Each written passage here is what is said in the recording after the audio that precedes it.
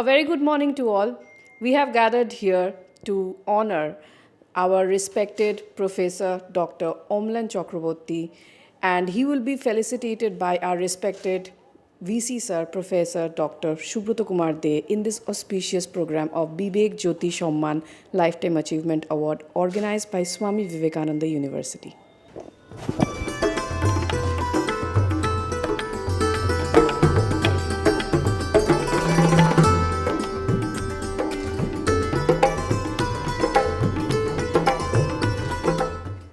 A very good morning to all.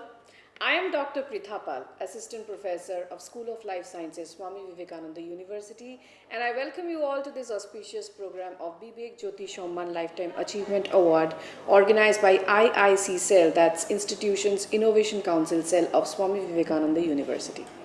So here we have gathered to honor the pillars behind the success of Swami Vivekananda Group of Institutions. It has thought of setting up a university to impart education to the students. Well, there has been a list of eminent personalities who have always worked as a note of inspiration for us. To start with a famous quote of Bill Bradley, ambition is the path to success, persistence is the vehicle you arrive in. Yes, we have gathered here to render our token of respect and honor to a highly renowned and eminent personality in the field of education, who has always been an inspiring milestone for all of us. He is none other than Professor Dr. Amlan Chakrabarti. He is the IT head, Government of West Bengal under Department of Higher Education and Director, A.K. Choudhury School of Information Technology. He is also the ex-dean of Technology, University of Calcutta. He has been associated with reputed international and national institutes of repute as a visiting professor. His areas of research interest are quantum computing, embedded systems design, VLSI design, computer vision and analytics. We are extremely privileged to have you in this platform, sir. We'll have a short discussion with you just to go through your journey. So how are you feeling being honored with this Vivek Jyoti Samman? Oh, this is a great for me actually. That means any honor given by the academic fraternity, right, is always a great privilege for me. And I thank the university, the Swami Vivekananda University, for honoring me. And I think that this type of activity what Swami Vivekananda University is doing, this will surely keep a mark in our state because recognition and also trying to get motivated, okay, with the people who are contributing in a great way is always good. Yes, sir, absolutely, and we are always looking forward to your support so that we can also improve day by day. So what would be your valuable suggestions, sir, for the students so that they can also get that kind of prosperity as you have paved the way for?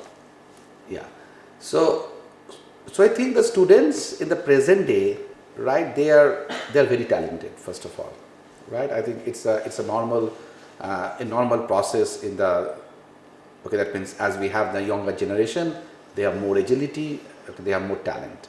But having said that, right, they are also a bit confused, okay, because they have so much of opportunities, so many things they can do, right, because any particular domain, right, a student can look into and can work effectively, right, he or she will surely have a good space in that. So now the student has to be a very focused nowadays because there is a tremendous competition, right. The competition is not only within the country but within the abroad also, right, because now we are connected globally. So my advice to the students is that they should be very focused, they should be hardworking because they should have a passion on what they are studying or what they are believing upon, right, because nowadays the passion is something which you need to generate yourself, right, okay, and obviously you should look into the people who are contributing in the domain, right, and should try to be connected with them so that they can learn the things. And the learning opportunity today is enormous because in our days, right, our learning opportunity was only the teachers in our school, professors in our colleges and universities, and the books what we get in the library. But nowadays, students have an immense source of learning, because they can now connect with a professor from any good institute in the country and abroad. They can get into the research material published in the digital repository. They can get motivated. So there is an immense opportunity for the student if they remain focused, right? If they have a passion, right? And obviously the value system is also required, because what I believe personally is that, right, you can rise to some extent, but if you have to be taller, you should have the value and the ethics which should be imbibed in all of your activity. So that's my suggestion for the students. Absolutely, sir. Sir, you have started your journey from a private engineering college, then Yes. Macau, then Yes. finally University of Calcutta. Perfect. So, can you just make us walk through a bit through the journey? Like, what are the ups and downs? What are Yeah. the challenges? What are the motivational moments? Yeah, so excellent. So when I walked in academic institutes, actually I didn't get concerned about whether it is funded by a private entrepreneur or it is being funded by government, which means we normally traditionally tell a private institute and a government institute. What I feel personally, everything is the money which is being spent for me and for my department from somebody, right? In the case of a private, there is some funding. Okay, there is a private fund, private investment which is investing my lab, my research, my academia, right? If we go to the government, it is the money which is supported by the government. So ultimately there is some funding which goes for me. So now what I have to offer? So I have to offer my organization, okay, what is best I can do, and that's my target in any organization I have worked for, right? I should try to contribute, as I am basically a teacher, right? The contribution to the organization, to an institute or a college or a university is the best, that if I can contribute very best to my students, because they are the majority stakeholders of my academia. So that was my target, to engage into class lectures and to engage the students at the very best possible. My also focus was to try to develop the laboratories, because I feel that the engineering institutes, okay, so you learn something from your classroom day-to-day lecture, but you learn many more, okay, when you actually go to the lab, because the lab gives you an exposure to how you can apply your concepts to the real practice. So concepts to practice, for this the lab is there. And if I remember in 2003-2004 in the Magna Institute of Technology, I started a lab on computer vision, which was very which was very upcoming thing in that particular time in our state, in our country, right? And also I will tell, I was very I feel proud to tell that I was one of the few faculties, maybe at that period of time, I cannot give the statistics, who have actually brought a DRDO funded project on computer vision in a private institute. The challenges were many, because when you come from a private institute, people just try to see that okay, that means there are people who are very stalwarts in the premier institutes, which are many are government. So, but I think as we have crossed around a long age, and I think now I think the barrier in the private and government is not so much either from the student side or from the faculty side. If you are doing good, if you are contributing to the community, to the society, people will recognize you, right? And being a student or a faculty, the only thing what society looks to you is that your intellectual capability and how you can serve the society to best using your intellectual capability. So if we all focus on that, be in a private or government, which is my roadmap for my personal career, is that let's try to and also that means I also feel something personally, is that means I am always a student, because if you look into the courses what I taught, what I used to get in my university days, and the courses what I am teaching, they are very different, okay, because they are far ahead nowadays. So So when I prepare for a course, for a new course, I have to be student for that course for the initial years, and then I mature so that I become a faculty to the particular course. So this type of attitude should also be there in the faculty members, because you have to, that you also have to be student, right? From the student you have to graduate to a professor, right, in many of the courses, and that's, I think, the way I have shaped me. Absolutely, sir. It was so inspiring to hear from you. And sir, was there any motivational, I would say, or inspiring moment occurred in school life or college life which has triggered that aspiration in you to? Yeah, surely. So in the school life, I had a very good teacher in mathematics, right? In college, that means I did my college BSc Physics from Ashutosh College. It was a fabulous department, fabulous physics professor. I can still remember some of the professors who are taking class lectures. So those are the impact. I came to the university, right? I studied in the electronics and radio physics department of my university. Okay, they have also fabulous professors. So obviously, yes, that means my University of Calcutta, my Ashutosh College professors, and my school teachers, specifically the teachers of the mathematics, and biological sciences. I had the Professor Shuril Bhattacharya taught us biology. Though I'm not a biologist, I don't practice biology, but he was a fabulous teacher. I still remember his classes. So these are obviously, that means when I'm in school, in a college or in university, I try to look into that.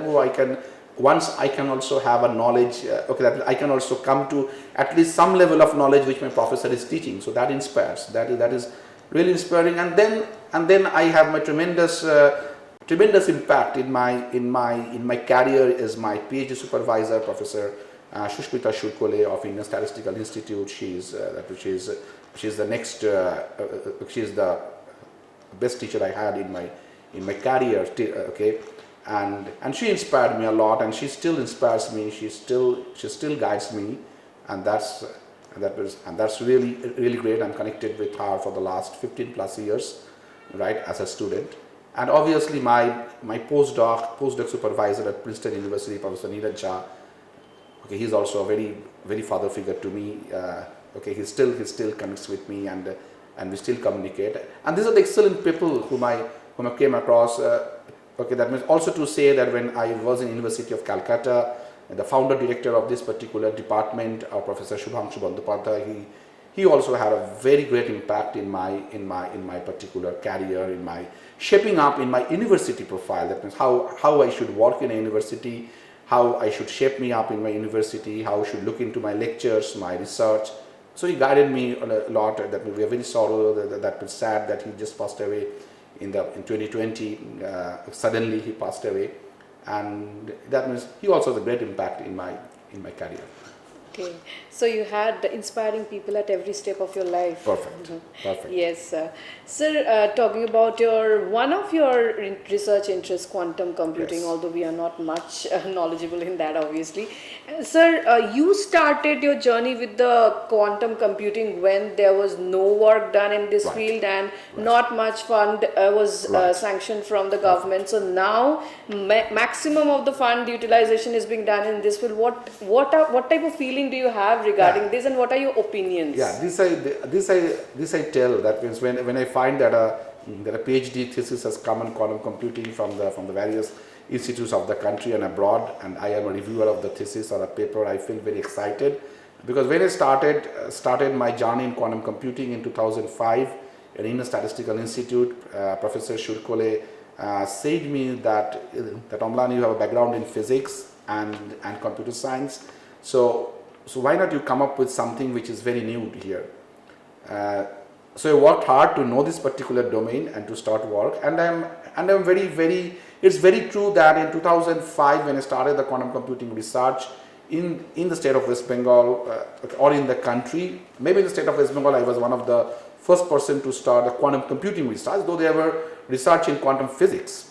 But quantum computing, I might have been the first person, and in India also I might have been the few persons, because at that time in India only a group in the ISC Bangalore was working in quantum computing, and very few groups, but they are all from physics department.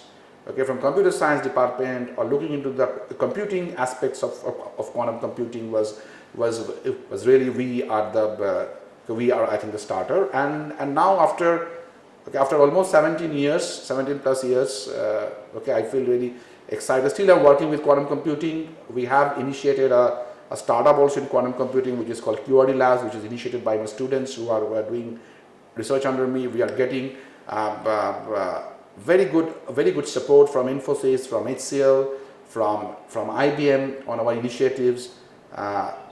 Recently our group has received a IBM Quantum Researcher Access Award, the first award in our country from any research group. So this all exciting, and my students are really doing good. They are all being absorbed by top companies like HCL, Atos. So that's really exciting, and I will say quantum computing is, why quantum computing is so important, because it's a new computing paradigm where we can have a tremendous amount of computing power. The scale of computing enhances exponentially, so we can actually crack a lot of complex problems which require large amount of resources and very large amount of computational time. And the promise, or already experimentation have shown us that this can be done in a very short amount of time and very small resource in quantum computing. So that drive is exciting, and all the leaders like IBM, Google, Microsoft, Amazon, they are all investing in quantum computing. And as you know, from 2017, Government of India has started the quantum computing mission. We are connected to that particular mission, and we have a lot of collaborators now across the country.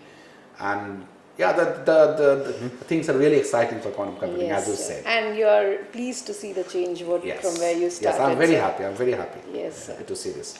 And sir, regarding the electronic device companies and semiconductor, if I pronounce it wrong, please correct me, semiconductor devices manufacturing companies, now India has developed a lot, and many companies are shifting from different places like China, Taiwan, Vietnam, Indonesia to India. So what type of infrastructure has been grown in India that this is happening, or is there any upskilling or any increase in the skill set of the manpower that is happening? Yeah, so Government of India, Ministry of IT, Government of India has taken special effort in that, and I think that government, that is our state of West Bengal, is also gave a lot of emphasis in building the hardware parts in the various parts of our state. So we need to seriously enhance our electronics manpower, because all the devices what we use, right, have electronic components.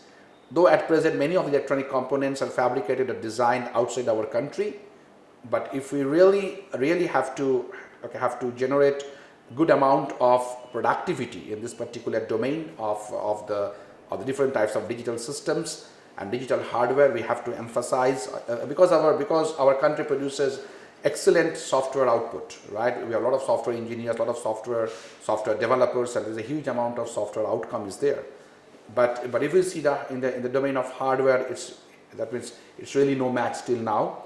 So if we can improve that particular skill, basically skill is very much important in this particular sector, and you require a lot of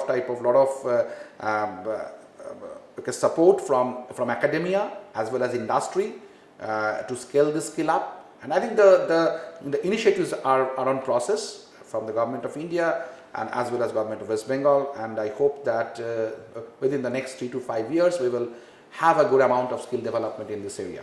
Sir, I was about to ask a question regarding this only, that even companies are shifting to India, and many skilled manpower are prospering even in the foreign countries, Right. coming from India. Right. So what are the steps, what are the initiatives you think have been taken by the government in order for this to happen? Okay, so this is the concept of brain drain. Actually the companies there are they're giant companies, which has multinational type of setup, right? They give you a lot of a good salary and good amount of support. But at the end of the day, I think that your own country is always good for all of us. Yes. Okay, like that many of the people like me, both in industry and academia, they have visited many places, but ultimately settle down in the country, because this gives you a lot of pleasant experience, as well as well as that means you can always have some sort of thing to say that, hey, I have done something from my country, for my students, for the citizens of the country. And I think that this is the time to pay back, okay, to our country, because our education, our academic institutes, okay, that means we do our education in a very less cost, right? The government and also the private, if you consider the private institutes, the private fees what we have in our country or in our state compared to what we have in the other countries, they're very different. So that's the time to come back. That means to come back and try to think that how we can do the country better. And I think that many of the initiatives in the government space have come up so that the people can look into the metro cities of our country and as well as the state of West Bengal as one of the major way where they can contribute, and people are coming back, but always the global means a huge amount of large number, and in India we can only have few companies or few initiatives. So it's not a good, that means it's not not a very head-to-head comparison, but I believe that the present trend is that people are thinking that they're coming back to India, and they are trying to a lot of entrepreneurship has emerged in the last, I think, 5 years. A lot of people has become entrepreneurs. They are not getting into that MNC jobs, but they're starting their own companies. So these are some of the trends which we should support, the institute should support, the government should support, and I think that is the way how we can look forward. Absolutely, sir. So talking about computer science market, so it has gone a high and low in this global recession. So what type of skill set should a student have so that they can get a job, they can be employable even in recession? Yes, a very good question. So when we say computer science has different types of jobs, right, in computer science. So some jobs are basically require a very rigorous programming skills, right? And obviously when you go to any escalation, okay, the first thing what a student should focus on the rigorous programming skills, and obviously the attitude or the aptitude to develop the logic. Suppose I give you a problem. See, the job of a computer science is to use the computers to solve a problem. But understanding the problem itself from the domain space and trying to use the computer to solve the problem requires your algorithmic skill.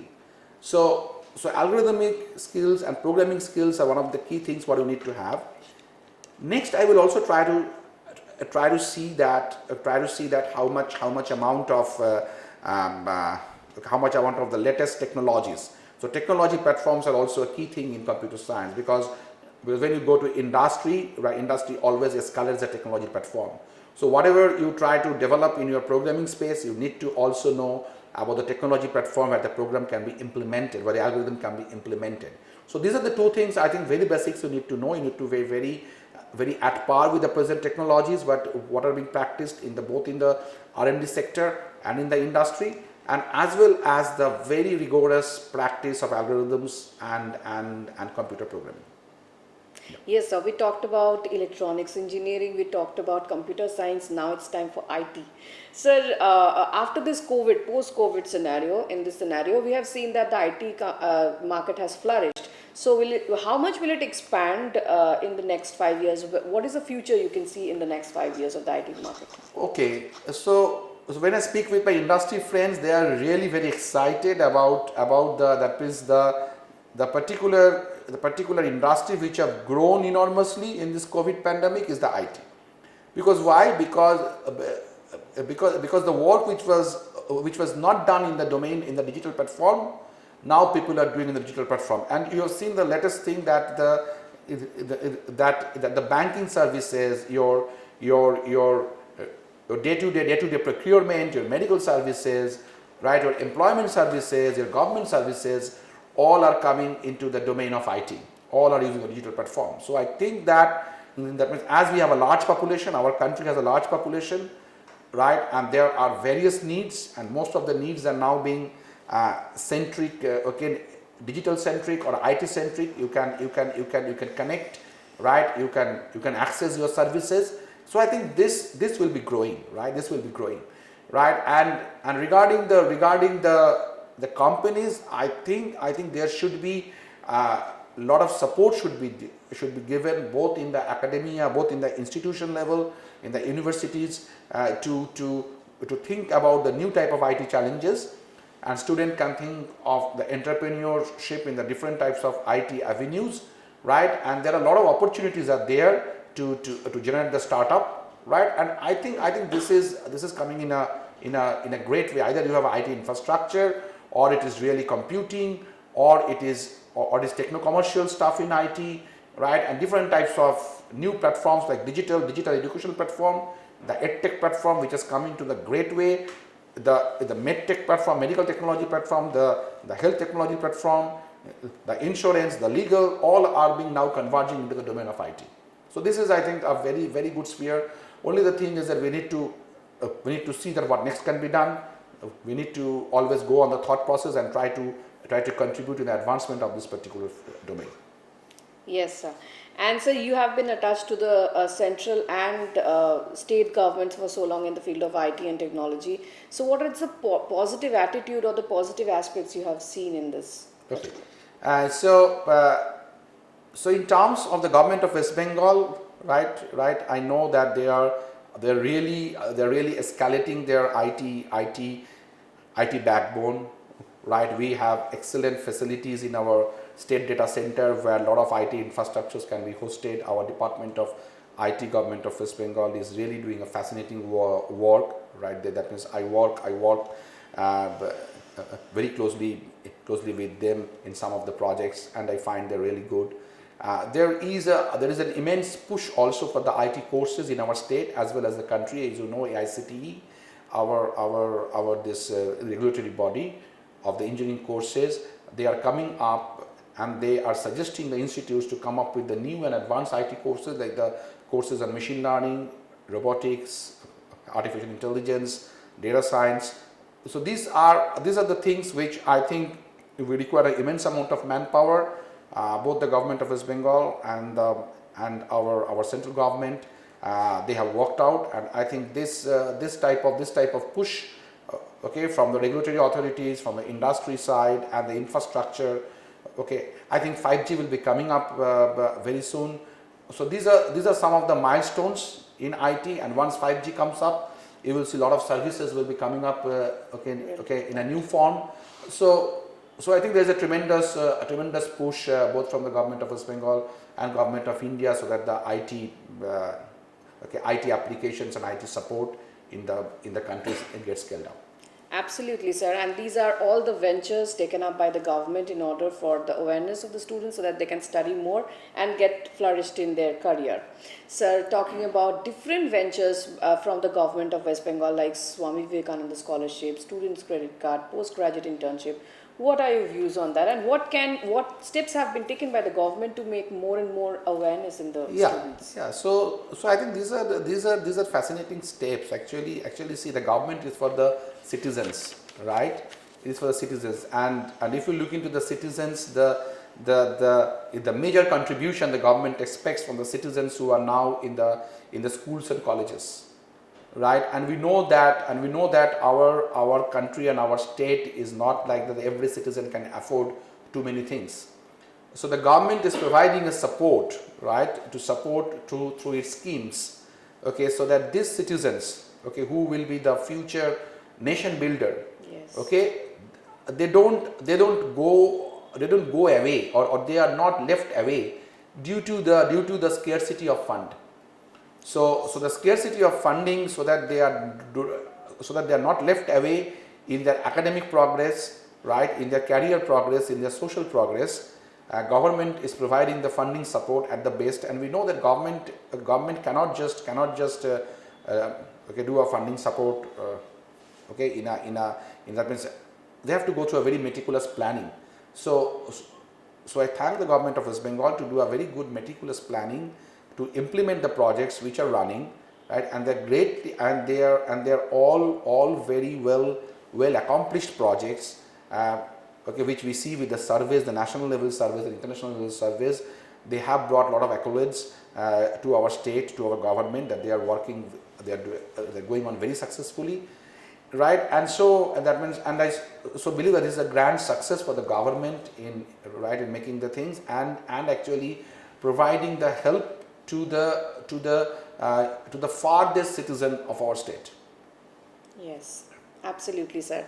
So, last one, your message for our university. Please take this Swami Vivekananda University, the name, and your message to the students so that they can follow your tips in order to become more and more employable so that they can increase their skill setup.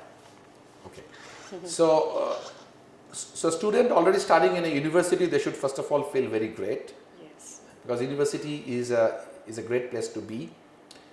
Okay, the students are the flag bearers of the university, right? Because if you look into the faculties and the administrators, there are a few, right? And if you compare the number of students, they are 20 or 25 times, okay, than the number of faculties or the number of the administrators what we have. So the university is doing good or university is doing bad, right? It all depends on the students, right? Faculties and administrators are just the facilitators. So student have to take this baton of the university. Secondly, for the students, right, they should be very focused. They should develop the passion. They should try to implement the things.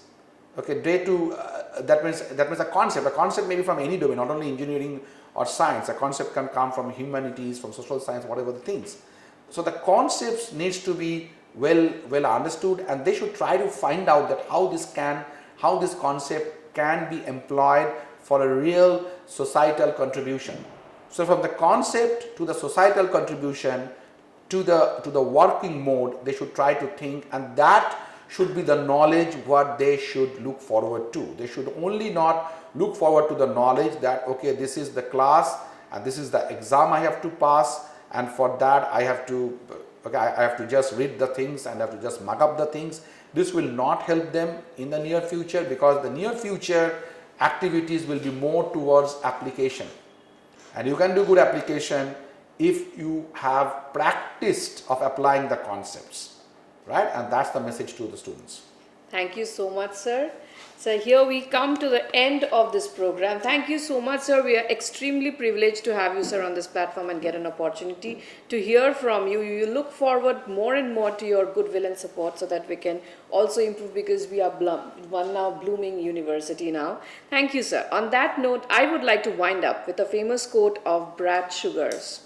Words can inspire, thoughts can provoke, but only action truly brings you closer to your dreams. Thank you. Thank you all.